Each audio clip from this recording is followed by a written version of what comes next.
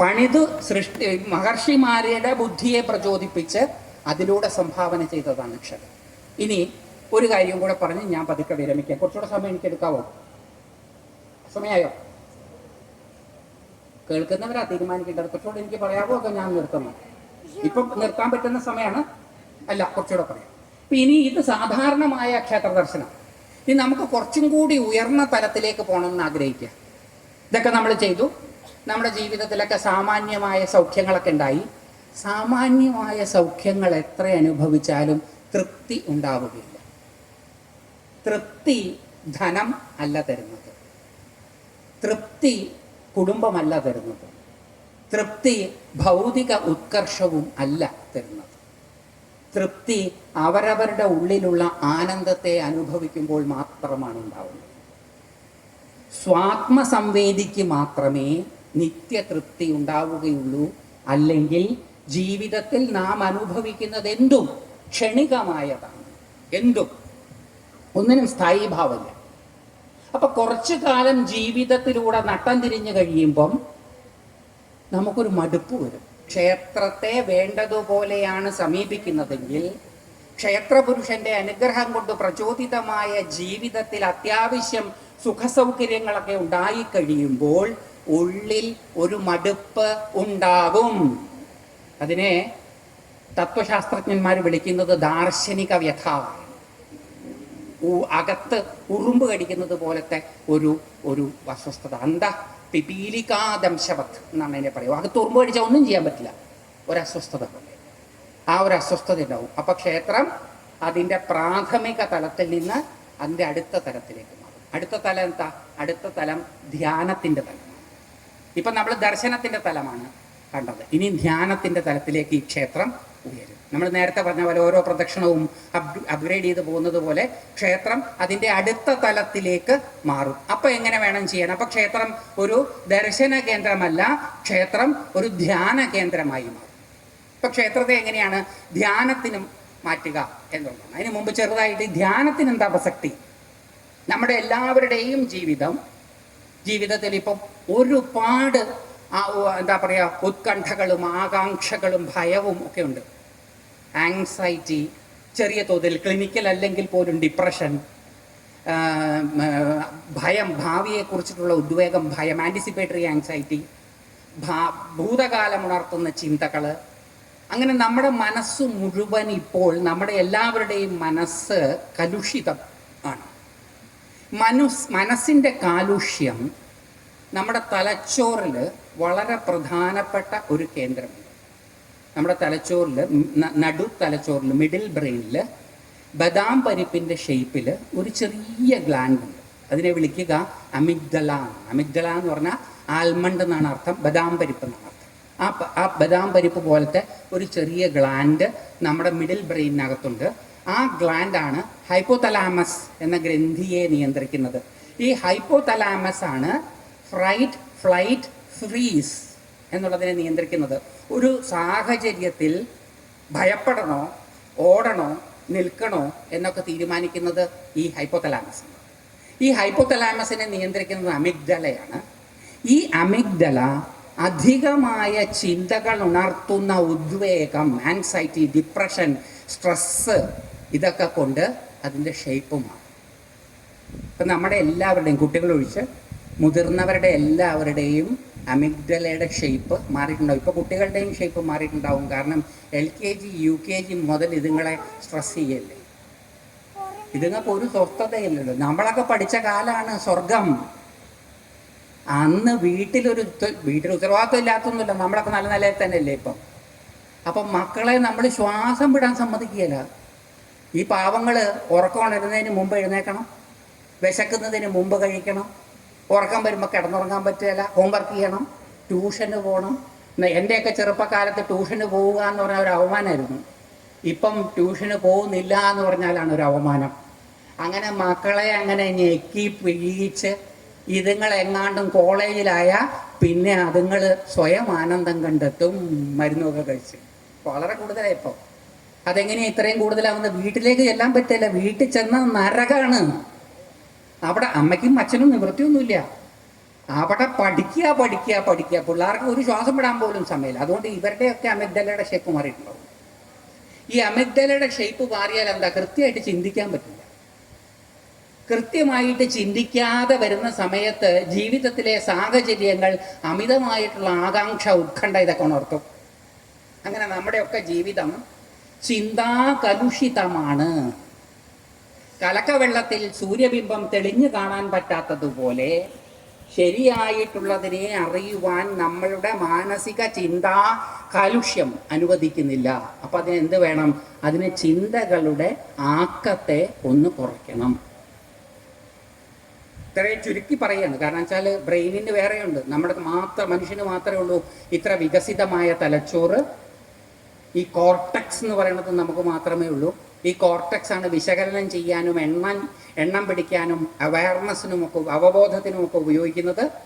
ഇത് മനുഷ്യന് മാത്രമേ ഉള്ളൂ.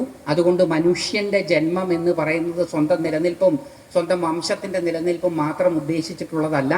മനുഷ്യനെ കൊണ്ട് പ്രകൃതി അതിലും വലുത് എന്തോ ഉദ്ദേശിച്ചിട്ടുണ്ട്. അതാണ് പരിണാമ സിദ്ധാന്തത്തിൽ ഇപ്പം നിൽക്കുന്നത്. ഇതാണ് നമ്മുടെ മഹർഷിമാർ പണ്ട് പറഞ്ഞത്, മനുഷ്യന് മാത്രമേ മോക്ഷം ലഭിക്കുകയുള്ളൂ. മോക്ഷം ലഭിക്കാൻ പര്യാപ്തമായ ഒരു തലച്ചോറ് മനുഷ്യന് മാത്രമേ ഉള്ളൂ.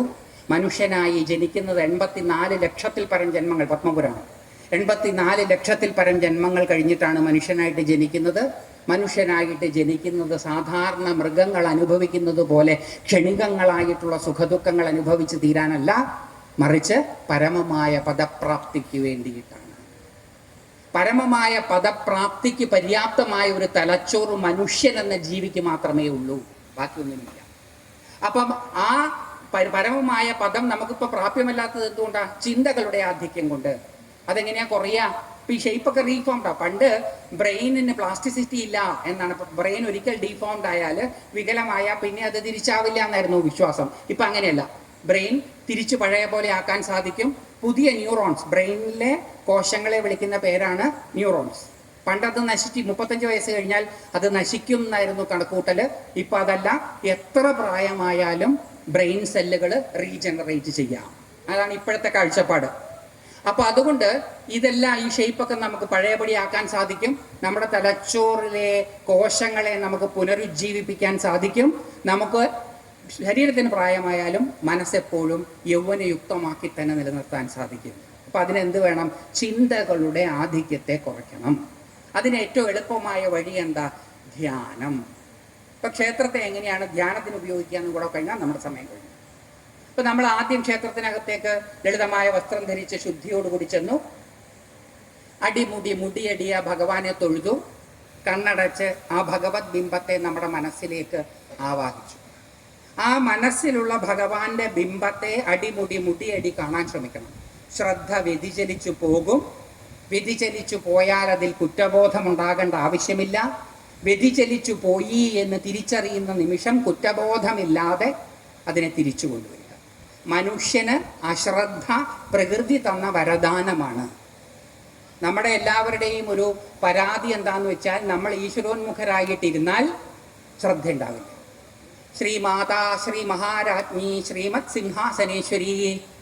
പിന്നെ നമുക്ക് ഓർമ്മ വരിക ശ്രീ ശിവ ശിവശക്തി ഐക്യരൂപിണി ലളിതാംബിക ഏവം ശ്രീ ലളിതാദേവ്യാ നാം സഹസ്രകം ജഗോ. ഇതിനിടയ്ക്ക് മനസ്സെവിടെ പോയി? ഇത് നമുക്ക് പരാതിയാണ്. അത് പരാതിപ്പെടേണ്ട ആവശ്യമില്ല. അത് പ്രകൃതി തന്ന അനുഗ്രഹമാണ്. അശ്രദ്ധ പരിണാമത്തിൽ ഒരു മൃഗത്തിന് കിട്ടുന്ന അനുഗ്രഹമാണ്. നിങ്ങൾ കാട്ടിലായിരുന്നു പണ്ട്, നാട്ടിൽ വന്നിട്ട് അധികം കാലമൊന്നും ആയിട്ടില്ല. കാട്ടിലായിരുന്ന സമയത്ത് ഒരേ കാര്യത്തിൽ 10-20 മിനിറ്റിൽ കൂടുതൽ ശ്രദ്ധിച്ചാൽ ഇരയാക്കപ്പെടാനുള്ള സാധ്യതയുണ്ട്. അതുകൊണ്ട് മറ്റ് മൃഗങ്ങൾക്കിരയായി തീരാതിരിക്കാൻ, ജീവനെ രക്ഷിക്കുവാൻ ഈശ്വരൻ തന്ന വരദാനമാണ് അശ്രദ്ധ. വീട്ടിൽ പട്ടിയും പൂച്ചയും വളർത്തുന്നവർ ഏറ്റവും സുരക്ഷിതമായ സ്ഥലത്ത് വെച്ച് അവർക്ക് ആഹാരം കൊടുക്കുമ്പം ശ്രദ്ധിച്ചാൽ മതി, അവർ 1-2 മിനിറ്റ് കഴിച്ചു കഴിഞ്ഞാൽ പിന്നെ ഇങ്ങോട്ടും. അശ്രദ്ധ ഈശ്വരൻ തന്ന വരദാനമാണ്. ഇപ്പം നമ്മൾ നാട്ടിലേക്കൊക്കെ വന്നതുകൊണ്ട് നമുക്ക് അശ്രദ്ധ വേണ്ട, ശ്രദ്ധയാവാം. പക്ഷെ ശ്രദ്ധ ഈശ്വരൻ തന്ന അല്ല. അപ്പം അത് പരിശീലിക്കണം. അതുകൊണ്ട് ശ്രദ്ധ ഉണ്ടാകണമെങ്കിൽ പരിശീലിക്കണം. അശ്രദ്ധ മോശവും അല്ല. അതുകൊണ്ട് അശ്രദ്ധ ഉണ്ടായി എന്നുള്ളതിൽ നമ്മൾ പരിതപിക്കേണ്ട ആവശ്യമില്ല. അവിടെ ചെന്നു മുടി നോക്കി, അകത്താ ഈശ്വരനെ കണ്ടു, അടിമുടി നോക്കി, ശ്രദ്ധ പോകും. ശ്രദ്ധ പോയാൽ കുറ്റബോധമില്ലാതെ, പ്രകൃതി തന്ന വരദാനല്ലേ ആ ശ്രദ്ധ, തിരിച്ചു കൊണ്ടുവരും. എത്ര ശ്രദ്ധ പോയാലും കുഴപ്പമില്ല, തിരിച്ചു കൊണ്ടുവരും. ഈ തിരിച്ചു കൊണ്ടുവരുന്ന സമയമില്ലേ, ശ്രദ്ധ പോയി എന്ന് തിരിച്ചറിയുന്നത്, ഇത് സൈക്കോളജിയിൽ അതിനെ മെറ്റാ അവയർനെസ് എന്നാണ് വിളിക്കുക. ആധ്യാത്മിക ഭാഷയിൽ അത് സെൽഫ് അവയർനെസ്. അതാണ് സെൽഫ് അവയർനെസ്. നമ്മളെ പറ്റി അവയർ ആവുന്ന മൊമെന്റ് തിരിച്ചുകൊണ്ട്. അങ്ങനെ കുറച്ചു നേരം ശ്രീകോവിലിൻ്റെ മുമ്പിൽ ചെന്ന് നിന്ന് കഴിഞ്ഞാൽ പിന്നെ നടക്കുന്നത് ഒരു ധ്യാനമാണ്. മനുഷ്യൻ 4 തരത്തിലാണ് അവൻ്റെ ശരീരത്തെ, അവളുടെയും ശരീരത്തെ ക്രമീകരിക്കുക. എങ്ങനെയത്? നിൽക്കുക, ഇരിക്കുക, കിടക്കുക, നടക്കുക. നമ്മുടെ ദേവതകളും ഈ 4 രൂപത്തിലായിരിക്കും. നിൽക്കുന്ന ഈശ്വരന്മാരുണ്ടാകും, കിടക്കുന്ന ഈശ്വരന്മാരുണ്ടാകും, ഇരിക്കുന്ന ഈശ്വരന്മാരും ഉണ്ടാകും. നടക്കുന്ന ഈശ്വരന്മാരെ നമ്മൾ കണ്ടിട്ടുണ്ട്. നടക്കുക എന്ന് പറയുന്നത് ഓരോരുത്തരുടെയും നടത്തത്തിനൊരു താളമുണ്ട്. നമ്മൾ ചിലരുടെ നടത്തം കേട്ടാൽ നമുക്കറിയാം ആളാ വരുന്നതെന്ന്. അങ്ങനെ അറിയാം, നടത്തത്തിൻ്റെ താളമാണ്. താളത്തോടു കൂടിയ നടത്തമാണ് നടനം, നൃത്തം. അപ്പം നൃത്തം ചെയ്യുന്ന ദേവതകൾ, നടരാജൻ്റെ ഒക്കെ ബിംബം കണ്ടിട്ടില്ലേ, അത് നടക്കുന്നു. അപ്പം ഈ 4 രീതിയിലെ ശരീരം ക്രമീകരിക്കാൻ പറ്റുള്ളൂ. അപ്പം അതിൽ ക്ഷേത്രത്തിനകത്ത് നടന്നുള്ള ധ്യാനമാണ്. ഇരുന്നും ചെയ്യാം, നാലമ്പലത്തിനകത്ത് നടന്നുള്ള ധ്യാനം. അപ്പം നമ്മൾ എങ്ങനെയും നടന്നുള്ള ധ്യാനം ചെയ്യുക? ആ ക്ഷേത്ര പുരുഷന്റെ 2 അക്ഷരമോ 3 അക്ഷരമോ 4 അക്ഷരമോ ഉള്ള ഒരു നാമം തിരഞ്ഞെടുക്കണം. മന്ത്രമൊന്നും വേണ്ട. 2 അക്ഷരമോ 3 അക്ഷരമോ 4 അക്ഷരമോ ഉള്ള നാമം. ശിവ ശിവ ശിവ ശിവ, മഹാദേവ, ഹര ഹര, നാരായണ, ദുർഗ, കാളി, ലളിത, ഇഷ്ടമുള്ള 3, 2, 3, 4 തിരഞ്ഞെടുക്കുക. എന്നിട്ട് ആ നാമം നടക്കുമ്പോൾ ജപിക്കുക. ശ്രദ്ധ ആ നാമത്തിൽ വെച്ചുകൊണ്ട്, രൂപത്തിൽ വേണമെന്നില്ല, രൂപം വന്നതുകൊണ്ട് കുഴപ്പമില്ല, ആ നാമത്തിൽ വെച്ചുകൊണ്ട് പതുക്കെ നടക്കുക. അങ്ങനെ നമ്മൾ നടന്ന് കുറച്ച് മുന്നോട്ട് പോകുമ്പോഴാണ് തൊട്ടടുത്ത് ലക്ഷ്മിക്കുട്ടിയമ്മ നിൽക്കുന്നത് കാണുന്നത്. നാമത്തിൽ ശ്രദ്ധിക്കുകയോ ലക്ഷ്മിക്കുട്ടിയമ്മയോട് സംസാരിക്കുമോ? ലക്ഷ്മിക്കുട്ടിയമ്മയോട് സംസാരിച്ചില്ലെങ്കിൽ അവരുടെ നാക്കിൻ്റെ ഊക്ക് പുറത്തിറങ്ങിയ അറിയേണ്ടി വരും എന്നുള്ളത് കൊണ്ട് ആരായാലും നാമം നിർത്തി സംസാരിച്ചു പോകും. അങ്ങനെ സംസാരിക്കാനുള്ള സ്ഥലമല്ല അമ്പലം. അങ്ങനെ നിങ്ങൾക്ക് സംസാരിക്കണം എന്നുണ്ടെങ്കിൽ അമ്പലത്തിൻ്റെ പുറത്ത് നിന്ന് സംസാരിക്കുക. അമ്പലത്തിൻ്റെ അകം നാട്ടുകാര്യം പറയാനുള്ള സ്ഥലമല്ല. അപ്പോൾ ശാന്തിക്കാരും കഴകക്കാരും നിന്ന് നാട്ടുകാര്യം വീട്ടുകാര്യം പറയുന്നതോ? ശാന്തിക്കാരും കഴകക്കാരും നന്നാവാനാണോ നിങ്ങൾ അമ്പലത്തിൽ പോണത്? അതോ നിങ്ങളുടെ വീട്ടുകാരും നന്നാവാനാണോ അമ്പലത്തിൽ പോണത്? നമ്മുടെ വീട്ടുകാരും നമ്മൾ നന്നാവാനല്ലേ ഇപ്പം നമ്മുടെ കാര്യം നോക്കിയാൽ. അപ്പം അതുകൊണ്ട് ശാന്തിക്കാരും കഴകക്കാരും ഇരുന്ന് പറഞ്ഞോട്ടെ, ഇതൊക്കെ നോക്കാൻ അതിനകത്തൊരാളിരിപ്പുണ്ട്, അയാൾക്ക് കഴിവൊന്നുമില്ലേ? ഈ അകത്തൊരു സാധനത്തിനെ നമ്മൾ പിടിച്ചിരുത്തിയിട്ടില്ലേ? പ്രതിഷ്ഠിക്കുക എന്ന് പറഞ്ഞാൽ നല്ലോണം നിർത്തുക എന്നർത്ഥം. അതിനൊരു കഴിവില്ലേ? അതിനിതൊന്നും നോക്കാറില്ല. ഒക്കെ ഞാനും നിങ്ങൾ നോക്കണോ? കുഞ്ഞുണ്ണി മാഷയുടെ ഒരു കവിതാശകലാണ് എനിക്ക് ഓർമ്മ വരുന്നത്. അമ്പട ഞാനേ. നമ്മുടെ ആ ധാരണയൊക്കെ ഒന്ന് എടുത്ത് തോട്ടിക്കളഞ്ഞിട്ട് വേണം അമ്പലത്തിൽ കയറാൻ. അപ്പം അമ്പലത്തിൽ പലരെയും കാണും, അകത്ത് വെച്ച് സംസാരിക്കും. അങ്ങനെ പതുക്കെ നടക്കുമ്പം നാമത്തിൽ നിന്ന് ശ്രദ്ധ പോയി എന്ന് തിരിച്ചറിയുമ്പോൾ കുറ്റബോധമില്ലാതെ, കുറ്റപ്പെടുത്താതെ തിരിച്ചു വരും. പിന്നെയും പോവും, തിരിച്ചു വരും, പിന്നെയും പോവും. ആ പിടിവലിയില്ലേ, അത് ധ്യാനമാണ്. ക്രമേണ അത് നാമത്തിൽ മാത്രമായിട്ട് ശ്രദ്ധ വരും. അങ്ങനെ നമ്മൾ 1, 2, 3 പ്രദക്ഷിണം ദിവസവും വയ്ക്കുക. അപ്പോൾ അടിമുടി രൂപധ്യാനം ചെയ്തു, നടത്തത്തിലും ധ്യാനമായി. ക്രമേണ നമ്മുടെ ശ്രദ്ധ നാമത്തിൽ മാത്രം ഉറയ്ക്കുന്നതായിട്ട് നമുക്ക് അനുഭവപ്പെടും. അപ്പം നമ്മൾ ഈ നടത്തം അടിപ്രദക്ഷിണമാക്കുക.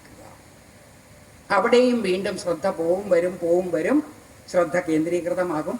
വീണ്ടും നമ്മൾ നാമത്തിൽ മാത്രമായിട്ട് ശ്രദ്ധ കൂടുതൽ വരുമ്പോൾ നമസ്കാര പ്രദക്ഷിണമാക്കുക.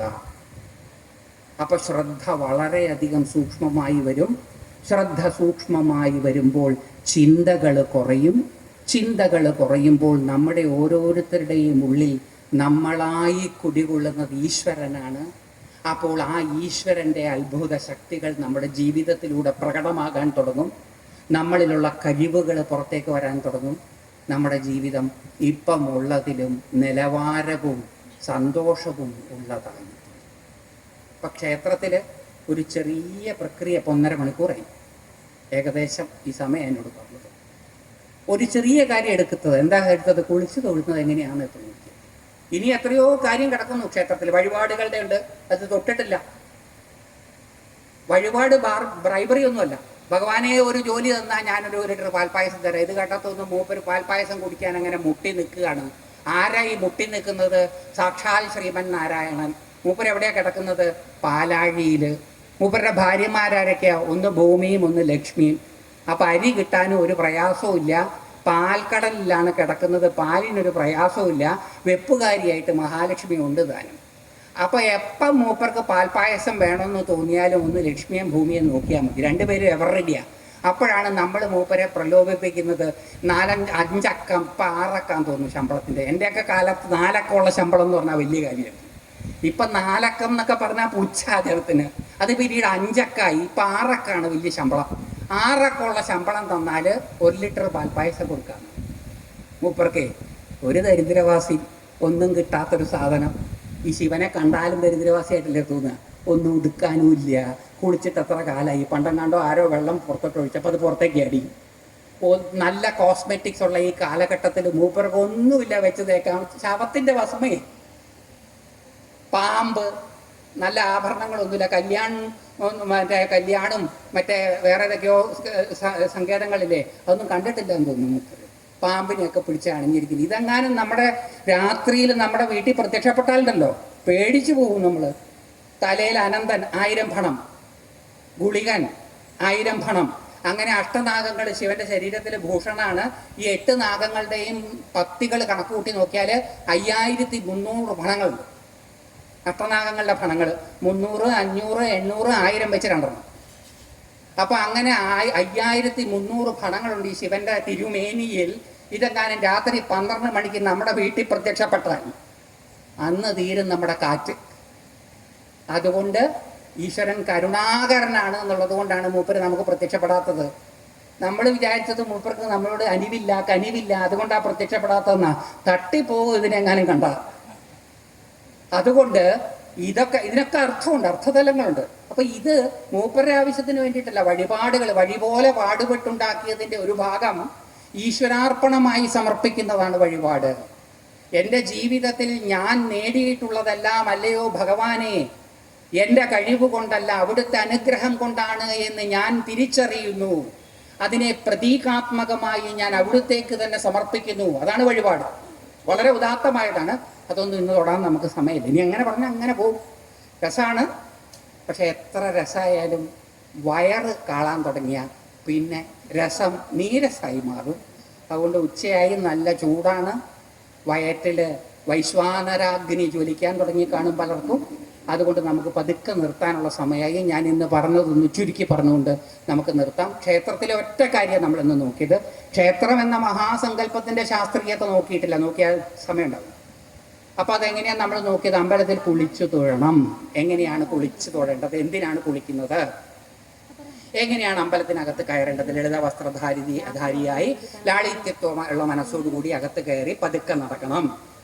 ആ പ്രകാശമധ്യസ്ഥിതമായ ദേവതാ ചൈതന്യത്തെ അടിമുടി കണ്ട് അതിനെ മനസ്സിലേക്ക് ആവാഹിച്ച് ഹൃദ്ദേശത്തിലാണ് ഈശ്വരൻ ഇരിക്കുന്നത് എന്ന മഹാസത്യത്തെ വെളിപ്പെടുത്തുവാൻ എല്ലാവർക്കും സാധിക്കത്തക്ക വിധത്തിൽ മഹർഷീശ്വരന്മാര് ഒരുക്കി വെച്ച മഹാസങ്കേതങ്ങളാണ് ക്ഷേത്രം എന്ന ബോധത്തോടുകൂടി ദർശനം നടത്തി. ദർശനം കാണാൻ പോവാണ്, അങ്ങോട്ടും ഇങ്ങോട്ടും കാണുകയാണ്. നമുക്ക് ഭഗവാനെയും കാണാനാണ് നമ്മൾ ക്ഷേത്രത്തിൽ പോകുന്നത്. അതുകൊണ്ടാണ് ക്ഷേത്ര ദർശനം. നമ്മൾ ഭഗവാനെ മാത്രമല്ല കാണുക, ഭഗവാൻ നമ്മളെയും കാണും. ആ തൃക്കൺ കടാക്ഷമേൽക്കുന്നതൊന്നുകൊണ്ട് മാത്രം നാം അജയ്യരും അമരരുമായി തീരാൻ സാധ്യതയുണ്ട് എന്നുള്ളത് കൊണ്ടാണ് ക്ഷേത്ര ദർശനം നടത്തുന്നത്. അത് കഴിഞ്ഞാൽ പതുക്കെ ഉണ്ണിയപ്പം പോലെ വെച്ചിരിക്കുന്ന കല്ലുകളുടെ പുറത്തൂടെ ഈശ്വര നാമം ജപിച്ചുകൊണ്ട് നടക്കണം. അതിൽ എത്ര നടക്കണം? അവരവരുടെ കഴിവിനനുസരിച്ച് നടക്കണം. പ്രസാദം കിട്ടുമ്പോൾ ഭക്തി ആദരവോടുകൂടി സ്വീകരിക്കണം. മോതിര വിരൽ കൊണ്ട് ചന്ദനം തൊടണം. തീർത്ഥം എച്ചിലാവാതെ കുടിക്കണം. പുഷ്പം ചെവിക്കിടയിലും ഉത്തമാംഗമായ ശിരസിലും ചെവിക്കിടയിലും വെച്ച് പതുക്കെ പുറത്തേക്കിറങ്ങണം. സോഷ്യലൈസ് ചെയ്യാനുള്ള പ്ലേസ് അല്ല അമ്പലം. ഇതാണ് സാധാരണ രീതി.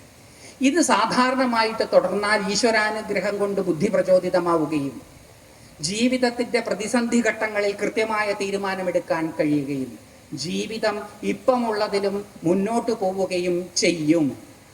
പക്ഷെ എത്ര മുന്നോട്ട് പോയാലും അതൃപ്തി എന്നുള്ളത് മനുഷ്യ സഹജമാണ്. ഏതു സുഖമുണ്ടായാലും ഉള്ളിലൊരു നോവ് ബാക്കിയാകും. അപ്പോൾ ഉള്ളിനുണരുന്ന ആ അതൃപ്തിക്ക് തൃപ്തി വരാൻ ക്ഷേത്രത്തിൻ്റെ 2ാം ഘട്ടത്തിലേക്ക് നാം കടക്കും. ക്ഷേത്രത്തെ ദർശന കേന്ദ്രം എന്നുള്ളതിനുപരി ഒരു ധ്യാന കേന്ദ്രമാക്കി മാറ്റും. ക്ഷേത്രത്തിനകത്ത് ചെയ്യുന്നത് 2 ധ്യാനം, നിന്നിട്ടുള്ള ധ്യാനവും നടന്നിട്ടുള്ള ധ്യാനവും. നിന്നിട്ട് ചെയ്യുന്ന ധ്യാനം രൂപധ്യാനം.